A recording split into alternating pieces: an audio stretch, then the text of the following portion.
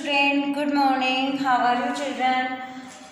बच्चों, हम आज पढ़ेंगे संरचना के आधार पर क्रिया के भेद। कल तक की जो वीडियो थी उसमें हमने क्रिया पढ़ी, क्रिया के भेद समझे और क्रिया किसे कहते हैं, क्रिया के भेद कितने प्रकार के होते हैं और क्रिया का जो एक भेद है वो कर्म के आधार पर अकर्मक क्रिया और सकर्मक क्रिया हमने समझी। अब संरचना के आधार पर हम पढ़ेंगे। संरचना के आधार पर क्रिया के 5 भेद होते हैं: सामान्य क्रिया, संयुक्त क्रिया, नाम धातु क्रिया और प्रेरणार्थक क्रिया और पूर्वकालीन क्रिया। तो सामान्य क्रिया किसे कहते हैं, संयुक्त क्रिया किसे कहते हैं, नाम धातु क्रिया किसे कहते हैं, प्रेरणार्थक क्रिया किसे कहते हैं और पूर्वकालीन क्रिया किसे कहते हैं। अब हम इसको एक एक को समझेंगे। तो आप ये देखिए, क्रिया, क्रिया के भेद, कर्म के आधार पर अकर्मक क्रिया, सकर्मक क्रिया। संरचना के आधार पर 5 क्रियाएं होती है: सामान्य, संयुक्त, नाम धातु, प्रेरणार्थक, पूर्वकालीन। तो ये हो गई हमारी संरचना के आधार पर क्रिया। अब हम एक एक चीज को क्लियर करते हुए चलते हैं।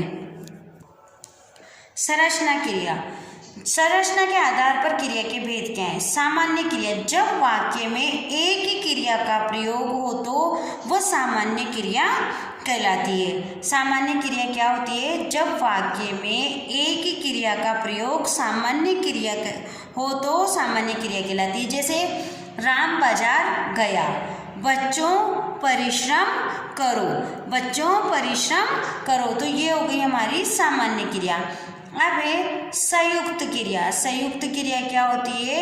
2 या 2 से अधिक धातु के योग से बनी क्रियाएं संयुक्त क्रियाएं होती है। क्या होती है?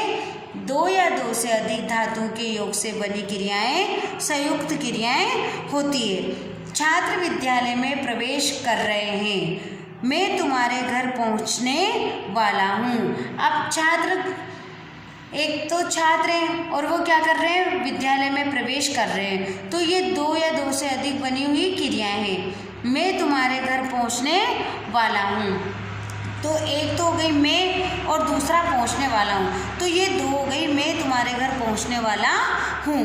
अब थर्ड है नाम धातु क्रिया। कुछ क्रियाएं संज्ञा, सर्वनाम, विशेषण आदि से बनती है, उन्हें हम नाम धातु क्रिया कहते हैं। कुछ क्रिया क्या है? संज्ञा, सर्वनाम, विशेषण आदि से बनती है, उसे हम नाम धातु क्रिया कहते हैं। अब जैसे गरम, ये इसकी विशेषता बता रहा है। बात, ये इसकी विशेषता बता रहा है। हाथ, ये इसकी विशेषता बता रहा है। अपना, सर्वनाम। तो गरम गरमाना, बात बतियाना, हाथ हथियाना, अपना अपनाना।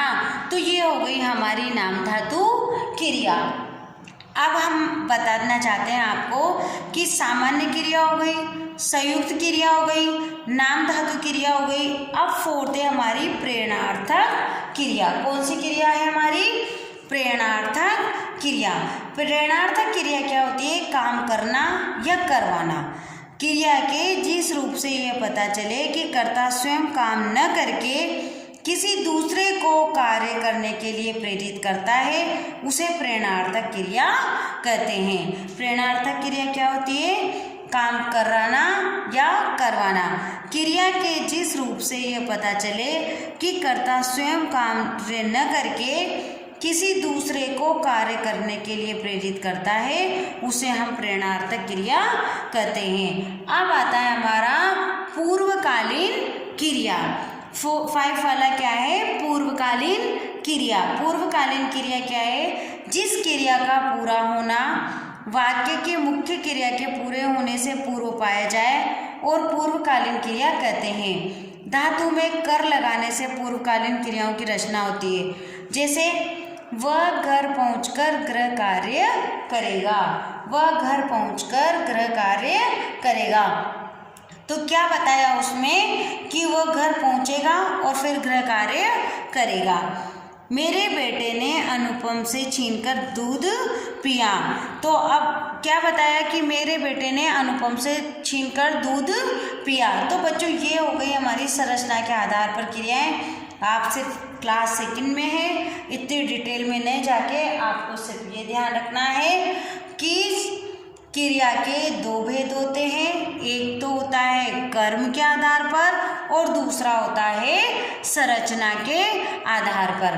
कर्म के आधार पर दो क्रियाएं होती है, अकर्मक क्रिया और सकर्मक क्रिया। और संरचना के आधार पर 5 क्रिया के भेद होते हैं, जिसमें से सामान्य क्रिया, संयुक्त क्रिया, नाम धातु क्रिया, प्रेरणार्थक क्रिया और पूर्वकालीन क्रिया। तो बच्चों ये हो गई हमारी क्रिया, और हमने इसमें जो अभी तक पाठ में सीखा उसे दोबारा दोहरान करते हैं। अभी तक हमने बच्चों सीखा कि जिस शब्द से किसी काम के करने या होने का ज्ञान होता है उसे हम क्रिया कहते हैं। क्रिया का मूल रूप धातु कहलाता है। क्रिया के दो भेद होते हैं, कर्म के आधार पर और संरचना के आधार पर। कर्म के आधार पर क्रिया दो प्रकार की होती है, अकर्मक क्रिया और सकर्मक क्रिया। सकर्मक क्रिया दो प्रकार की होती है, एक कर्मक क्रिया और द्विकर्मक क्रिया। तो ये हो गए बच्चों हमारे जो अब तक हमने पढ़ा। अब कल की वीडियो में मैं आपको क्रिया से रिलेटेड अभ्यास कार्य कराऊंगी, प्रश्न उत्तर करवाऊंगी और समझाना है जो आपको प्रश्न समझाऊंगी और लिखना आपको है। तो बच्चों आज आप क्रिया की परिभाषा समझेंगे, पढ़ेंगे। जितनी भी आपने वीडियो देखी है उसमें क्रिया किसे कहते हैं, क्रिया के भेद क्या होते हैं, क्रिया के आधार कर्म के आधार पर कौन सी होती है, और अकर्मक सकर्मक कौन सी क्रिया होती है, सकर्मक के कितने भेद होते हैं, ये सब आप वीडियो देखेंगे और समझेंगे। Thank you.